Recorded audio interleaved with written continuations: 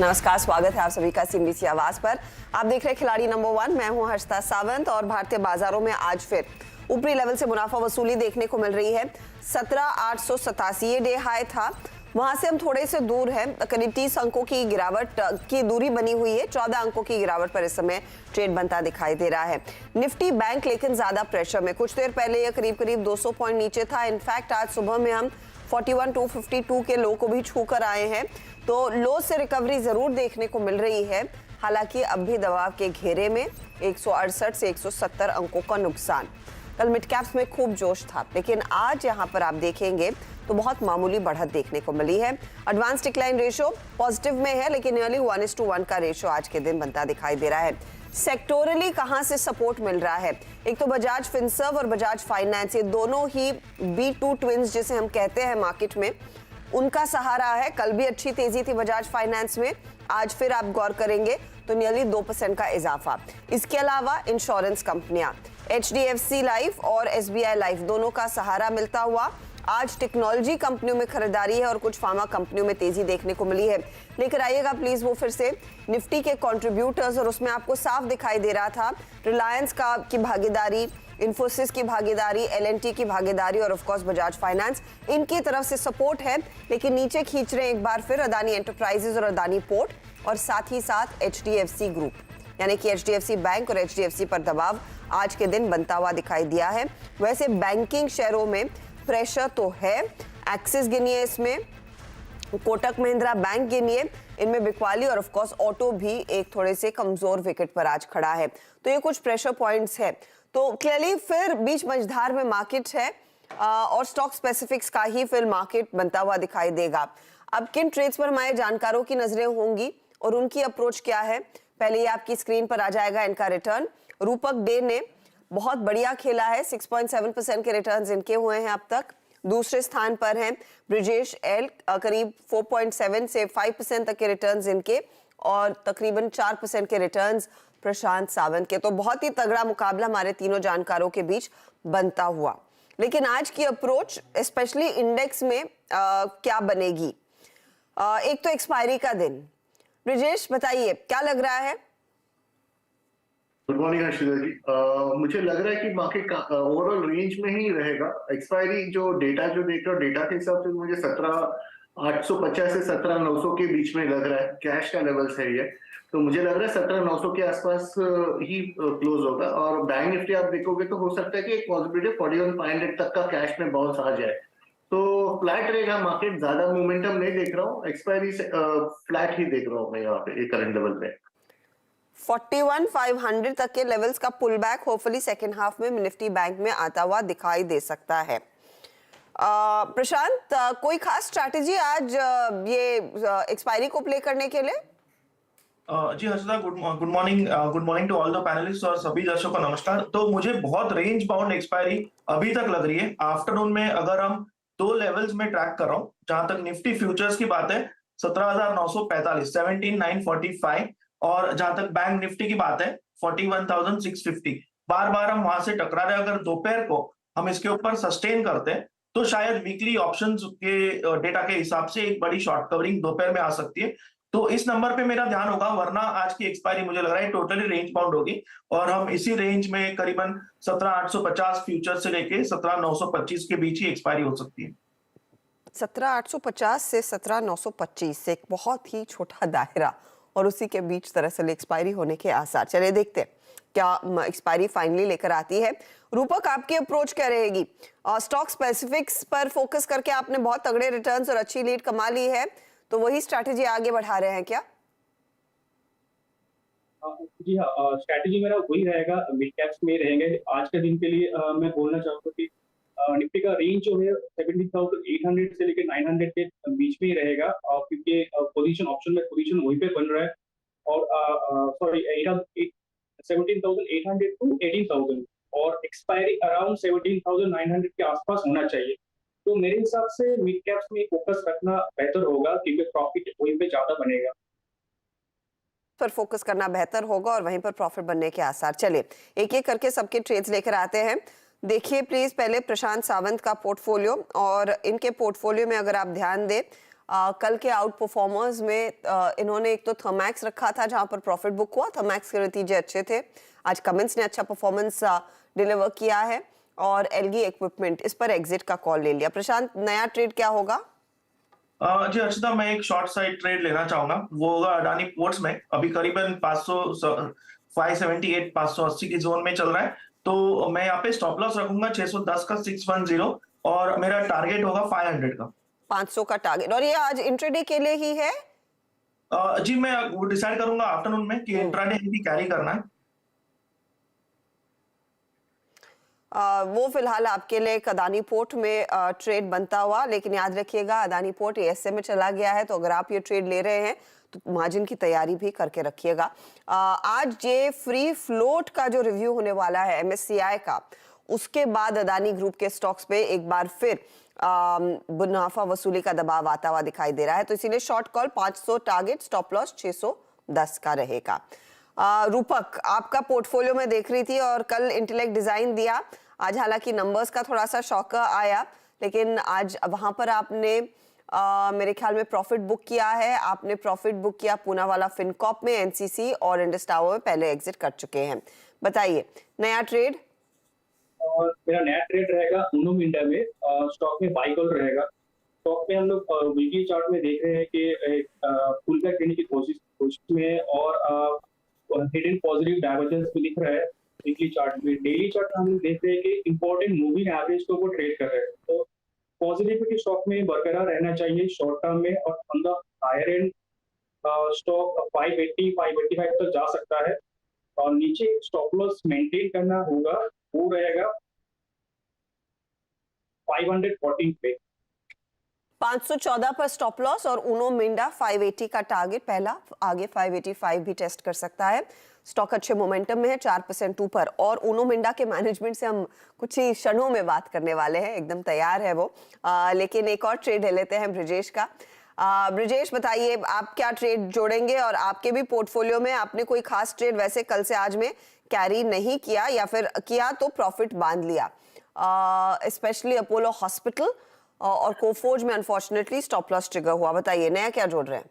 हाँ मैडम, मैं नया एक्चुअली मेरा भी कॉल यूनो मिंडा के ऊपर ही था, तो चलो मैं अभी क्रेस्ट कॉर्प पे ले लेता हूँ कॉल। क्रेस्ट कॉर्पोरेशन जो 398 पे ट्रेड कर रहा है, उसका स्टॉप लॉस रहेगा मैडम 391 और ऊपरी तरफ में 415 का टारगेट मैं वॉच कर रहा हूँ। ये मोमेंटम में ये ट्रेड है, तो बाउंस बैक के लिए मैं खेल रहा हूँ। मुझे लगता है ये मोमेंटम में देखने को मिलना चाहिए। मोमेंटम ट्रेड, वैसे इनका भी पिक उनो मिंडा ही था आज।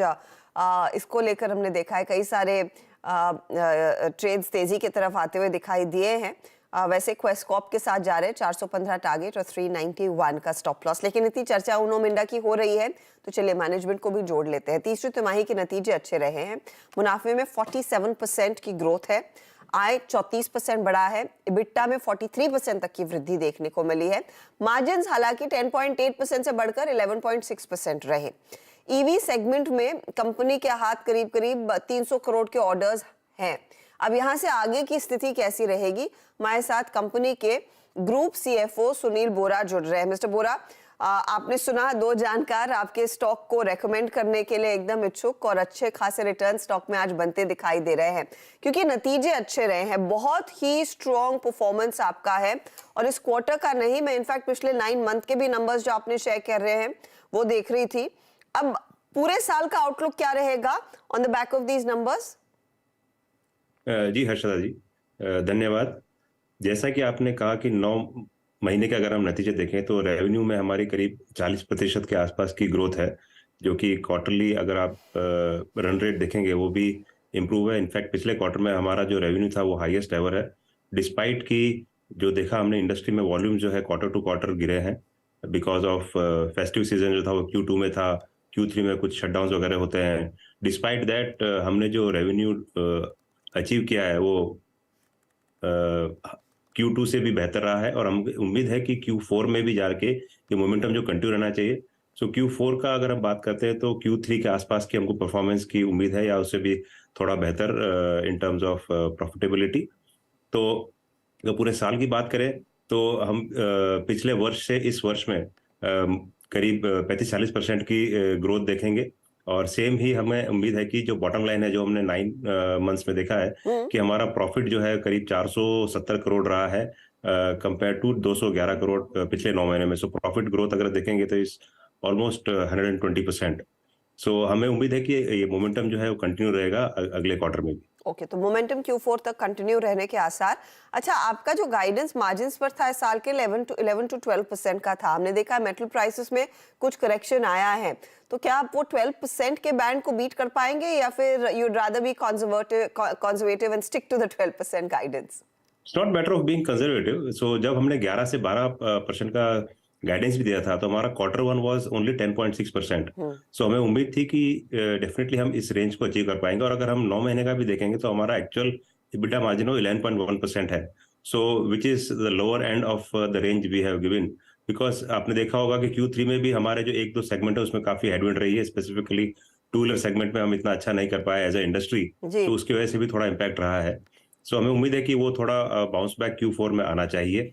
सो अगर मार्जिन रेंज की बात करते हैं, जो सॉफ्टनिंग की बात करते हैं, वो बेनिफिट आ चुका है मैम। अगर आप एक वर्ष पहले देखेंगे जब कमोडिटी प्राइस ऊपर जा रही थी तब हम ये बात कर रहे थे कि क्या हम ये इंक्रीज जो है वो कस्टमर को पास ऑन कर पाएंगे। सो करीब 90 से 95% का जो कॉस्ट इंक्रीज है वो हमने पास ऑन किया हमारे कस्टमर्स को। सो जब प्राइस गिरेगी तब वो सेम लॉजिक लगेगा और सेम सॉफ्टनिंग भी हमारे कस्टमर्स को पास ऑन होगी। सो एक तरह से हमने बिजनेस को जो कमोडिटी प्राइस वॉलेटिलिटी है उससे इंसुलेट किया है, बट वो काम करता है on annual basis. Quarter to quarter हो सकता है कि कहीं पे प्लस हो कहीं पे माइनस हो, बिकॉज एक लैग इम्पैक्ट होता है। सपोज Q3 में आपने कस्टमर से Q2 का प्राइस इफेक्टिव था, Q4 में Q3 का था, कोई कस्टमर में 6 महीने का है। So on a full year basis जो 11 to 12% की रेंज है, हमें उम्मीद है कि हम इसमें रहेंगे। और 12 से ऊपर जाने की जहां तक बात है डेफिनेटली हमारी कोशिश रहेगी, but we have also to keep feet on the ground. So we will definitely be currently within this range only. Okay, अच्छा ये बताइए, अब आप अपने कैपेक्स को भी एक्सपैंड कर रहे हैं। आपका गुजरात में एक लाइटिंग प्लांट आएगा 4 व्हीलर बिजनेस के लिए, आपका 25% लाइटिंग बिजनेस से आता है, तो किस तरह का run rate in terms of revenue expect कर सकते हैं हम in the coming year? So lighting का अगर आप बात करेंगे तो पिछले वर्ष के इस वर्ष में करीब 450-650 करोड़ क्वार्टरली हमारी रन रेट रही है लाइटिंग में। और फुल लाइटिंग प्लांट में जैसा आपने सही कहा कि गुजरात का प्लांट हमारा चालू हो गया है। बोर्ड ने पिछले क्वार्टर में एक 400 करोड़ का निवेश अप्रूव किया था एक नया लाइटिंग प्लांट बनाने के लिए, जिसके हम लोकेशन अभी फाइनल कर रहे हैं। तो लाइटिंग प्लांट जो 4 व्हीलर सेगमेंट है उसमें हमें काफी ग्रोथ की उम्मीद है, बिकॉज हमारा जो मार्केट शेयर है वो काफी कम था। वहाँ पे करीब 14-15% मार्केट शेयर था, जो कि अब 20% टारगेट कर रहे हैं अगले 4 से 5 वर्षों में। ऑन टॉप ऑफ इट जो एक ट्रांजिशन है फ्रॉम हेलोजन टू LED, उससे भी किट वैल्यू काफी बढ़ती है। तो इस सेगमेंट में हमें उम्मीद है कि हम जो इंडस्ट्री ग्रोथ है उससे ऑलमोस्ट 1.5 to 2x की ग्रोथ कर पाएंगे in the medium to long term, maybe 3 to 5 year kind of segment. अच्छा, स्विचेस बिजनेस में मैं देख रही हूँ कि वहां पर थोड़ा सा ट्रैक्शन देखने को मिला है। ये बताइए, आपकी ऑफ कोर्स जो प्रेस रिलीज है या फिर प्रेजेंटेशन है कह रही है कि अमेरिका से एक अच्छा खासा 2 व्हीलर OEM की तरफ से ऑर्डर मिला है, क्या क्वांटिफाई कर पाएंगे ये ऑर्डर का साइज, ये कितना आपके ओवरऑल ऑर्डर बुक को जोड़ रहा है, एंड एनी लाइट ऑन ये कौन सी कंपनी है जिसके लिए आप ये ऑर्डर फुलफिल करेंगे? जी, हम कंपनी का नाम नहीं लेना चाहेंगे, बट अगर आप इसका क्वांटम की अगर बात करें तो ये डेफिनेटली एक बहुत बड़ा अचीवमेंट है हमारे लिए, जो कि इसका बिजनेस लास्ट ईयर चालू हो गया था। अगर हम 2 व्हीलर स्विच की बात करें तो 2 व्हीलर स्विच का जो एनुअल रेवेन्यू है करीब 1000 करोड़ के आसपास है, 1100 करोड़। और ये बिजनेस था जो हमने लास्ट ईयर लिया वो करीब 70 करोड़ का था, और ये ऑलमोस्ट डबल हो गया है अभी 70 से करीब 150 करोड़, जो कि इस बिजनेस के लिए बहुत ही साइजेबल है। जहां तक हम इस प्रोडक्ट की बात करेंगे, जो प्रोडक्ट जो है ये बहुत ही हाई टेक प्रोडक्ट है, और इस प्रोडक्ट की जो वैल्यू है, जैसे इंडिया में जो स्विचेस की रेंज है वो करीब से 250-300 रुपए से लेकर से 1000 रुपए तक है। ये जो प्रोडक्ट जो हम एक्सपोर्ट कर रहे हैं वो ऑलमोस्ट 10,000 रुपए का स्विच है। सो जो टेक्नोलॉजिकल एडवांसमेंट जो हमने इस प्रोडक्ट में किया है वो अनकंपेरेबल है, जो हमारी R&D कैपेबिलिटी को दर्शाता है, और ये जस्टिफाई करता है कि हमारा जो मार्केट शेयर है वो 60% क्यों है मार्केट हिंदुस्तान में। बहुत बहुत शुक्रिया mister Bora, and all the very best coming quarter के लिए। ऑफ कोर्स अगली बारी जब बात होगी होपफुली आप अगले साल का एक और भी स्ट्रॉन्गर आउटलुक लेकर आएंगे हमारे लिए। उनो मिंडा आज का परफॉर्मर 4% ऊपर, और खिलाड़ी नंबर 1 में भी इस पर एक व्यू आया है। 580 के टारगेट के लिए रूपक ने इस पर एक पिक दिया है। लेंगे एक ब्रेक, आगे कुछ और स्टॉक्स हमारे जानकार जोड़ेंगे, लेकिन बने रहिए CNBC आवाज के साथ।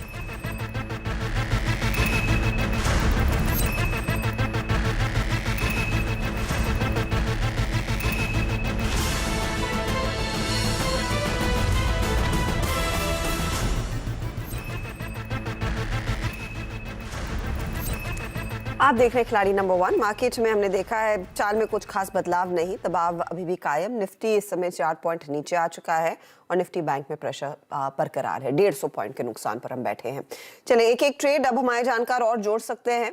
रूपक, आपने कुछ आइडेंटिफाई किया है? जी हाँ, मेरा नेक्स्ट ट्रेड रहेगा तानला प्लेटफॉर्म्स। स्टॉक में एक लंबी करेक्शन के बाद एक 50 के आसपास से करेक्शन हुआ सीधा 600 तक और उसके बाद स्टॉक ने रिकवरी देना चालू किया।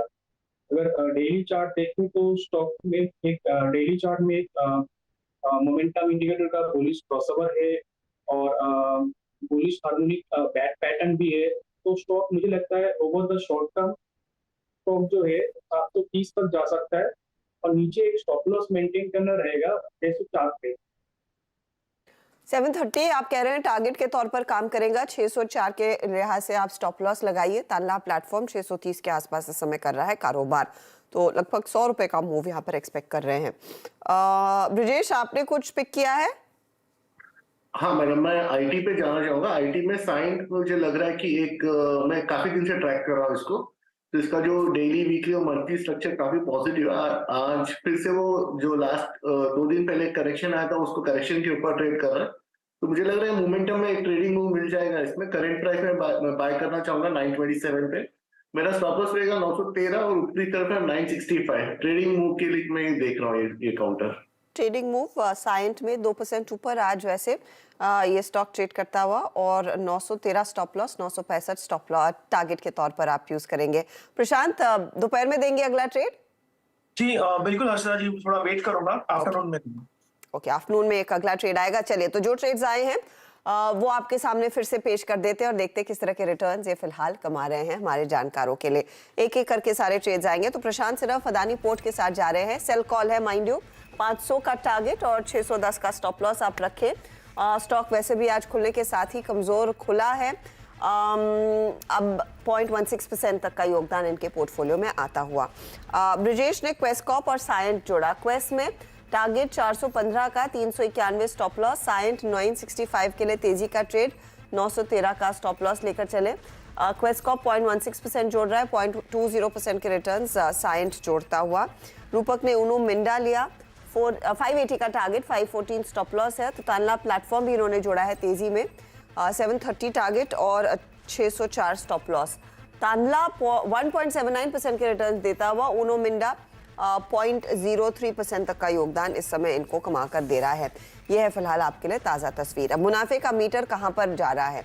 रूपक डे 11% से ज़्यादा के रिटर्न्स पर बैठे हैं, 4.63% के रिटर्न्स पर है ब्रिजेश जैन और लगभग 4% तक के रिटर्न्स है प्रशांत सावंत के। तो यह आपके लिए ताज़ा तस्वीर। आगे प्रशांत एक और नया ट्रेड जोड़ेंगे, मिड कैप मंत्र में उसका एक अपडेट आपके लिए लेकर आएंगे और आपके लिए बाकी अपडेट्स भी पेश होंगे उसी टाइम पे। ऑल द बेस्ट आप तीनों को। चलिए, वक्त हो रहा है एक ब्रेक का, लेकिन ब्रेक में जाते जाते आरबीआई पॉलिसी अनुमान के मुताबिक रही है। ये दरअसल सीएनबीसी टीवी 18 के इंडिया बिजनेस लीडर अवार्ड्स की ज्यूरी मीट ने एसबीआई चेयरमैन ने कहा, उन्होंने ये भी साफ कहा कि गवर्नमेंट सिक्योरिटीज में एसएलबी यानी कि स्टॉक लेंडिंग एंड बोरोइंग की पहल म्यूचुअल फंड और बीमा इंडस्ट्री के लिए पॉजिटिव दिखेगी। इसी के साथ कोटक महिंद्रा बैंक के एमडी और सीईओ उदय कोटक ने कहा कि आरबीआई की तरफ से पॉलिसी स्टांस बाजार के अनुमान से ज्यादा हॉकिश नजर आ रहा है।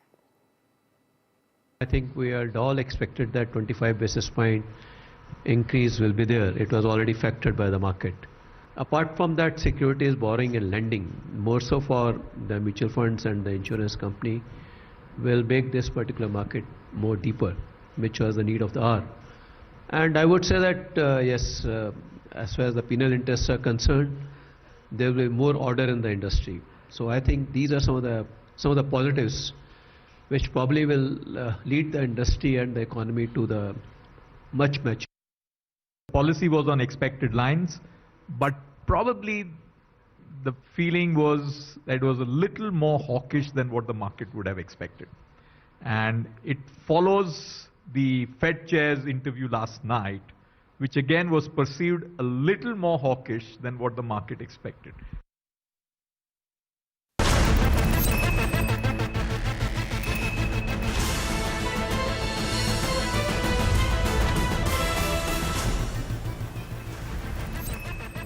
Mongia Steel presents Majboot Stock